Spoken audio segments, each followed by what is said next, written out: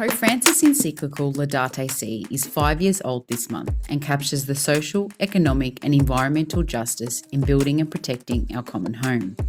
It details a pathway of hope as we face the planet's environmental crisis. In Australia, the ongoing climate crisis we face are bushfires, which in turn affect our wildlife and nature of our common home. In 2019 to 20, over 18 million hectares were burnt, destroying over 6,000 buildings, including over 2,800 homes, and not to mention the loss of habitats and species. We must recognise climate instability and biodiversity loss as crisis. We must learn essential lessons about cooperating and listening to the experts. We need to inherit the practices of Laudato Si and protect our common home. In the words of Columban eco-theologian Father Sean McDonough, the encyclical is the most important piece of Catholic social teaching.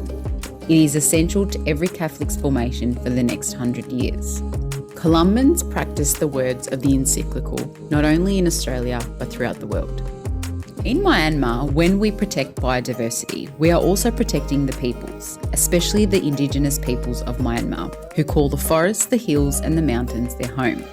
Columbans in Myanmar collaborate with dioceses in education and experimental learning about the many themes and spirituality of Laudato Si.